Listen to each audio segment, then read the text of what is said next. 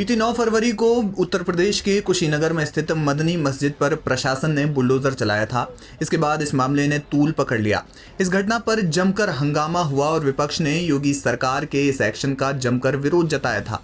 अब मदनी मस्जिद विवाद में एक नया मोड़ आ गया है। मस्जिद के प्रमुख पक्षकार और हाजी हामिद के बड़े पुत्र शाकिर खान का हार्ट अटैक से निधन हो गया है। शाकिर खान को गुरुवार शाम को हार्ट अटैक आया। उन्हें लखनऊ के एक निजी अस्पताल में भर्ती कराया गया था, जहां शुक्रवार सुबह इलाज के दौरान उन्होंने अंतिम सांस ली। परिवार का कहना है कि मस्जिद पर हुई बुलडोजर कार्रवाई के बाद से वह गहरे सदमे में थे। मस्जिद पर हुई बुलडोजर कार्रवाई के बाद से यूपी में राजनीति तेज हो गई है। मदनी मस्जिद कार्रवाई को लेकर विपक्षी दल बीजेपी पर हमलावर हैं। जमीयत उलेमा ए हिंद और समाजवादी पार्टी के बाद अब कांग्रेस नेता अजय राय मदनी मस्जिद पर हुई कार्रवाई का जायजा लेने पहुंचे।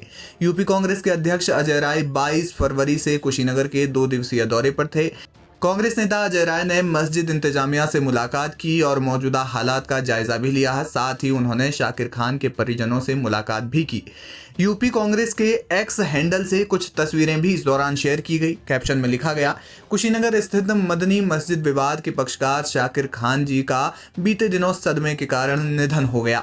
आज प्रदेश अध्यक्ष अजय राय जी ने उनके आवास पर जाकर शोक संवेदना व्यक्त की और परिवार को हिम्मत दिलाते हुए हर परिस्थिति में उनके साथ खड़े रहने का वादा किया। इससे पहले एक्स पर पोस्ट लिखकर अजय राय ने शोक व्यक्त किया था। अजय राय ने लिखा, कुशीनगर स्थित मदनी मस्जिद हाटा के पक्षकार शाकिर खान की हार्ट अटैक से मौत बेहद अफसोसनाक है।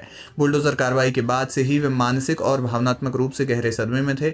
उनका जाना समाज के लिए एक बड़ा नुकसान है। ईश्वर मरहूम की आत्मा को शांति देकर जन्नत में आला मुकाम अता फरमाए और उनके परिजनों अजीज व अराकिब को सब्र अता फरमाए, आमीन। अजय राय ने उत्तर प्रदेश गवर्नर को लिखा था पत्र।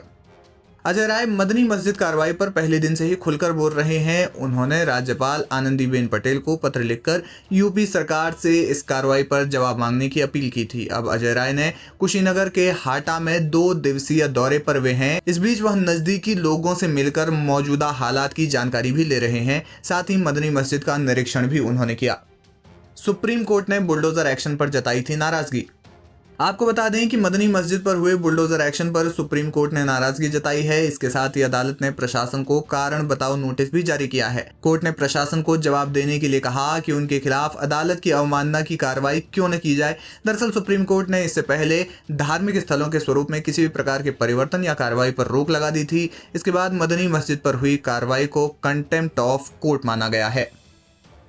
मस्जिद के पक्षकारों ने राज्य सरकार पर लगाए आरोप। आपको बता दें कि 9 फरवरी को हुए बुलडोजर एक्शन के बाद मस्जिद के पक्षकारों ने एक याचिका कोर्ट में दायर की थी, जिसमें उन्होंने कहा था कि प्रशासन ने बिना विधिक प्रक्रिया अपनाए मस्जिद पर एक तरफा कार्रवाई की है।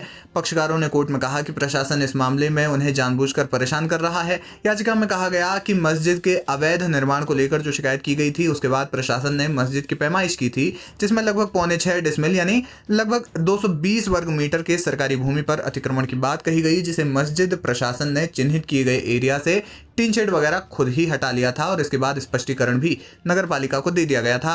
लेकिन प्रशासन ने स्पष्टीकरण का संज्ञान नहीं लिया और बिना किसी नोटिस के मस्जिद का कुछ हिस्सा बुलडोजर से ढा दिया। समाजवादी पार्टी के नेता भी पहुंचे थे मदनी मस्जिद। इससे पहले समाजवादी पार्टी की तरफ से 18 सदस्यीय डेलीगेशन मौके पर निरीक्षण के लिए पहुंचा था। इस डेलीगेशन की अगुवाई उत्तर प्रदेश के मौजूदा leader of opposition Mata Prasad Pandey कर रहे थे। समाजवादी पार्टी के प्रतिनिधिमंडल ने बुलडोजर कार्रवाई को भेदभावपूर्ण बताया था। साथ ही कुछ दिन पहले जमीयत उलेमा ए हिंद के एक डेलीगेशन ने मस्जिद का मुआयना किया।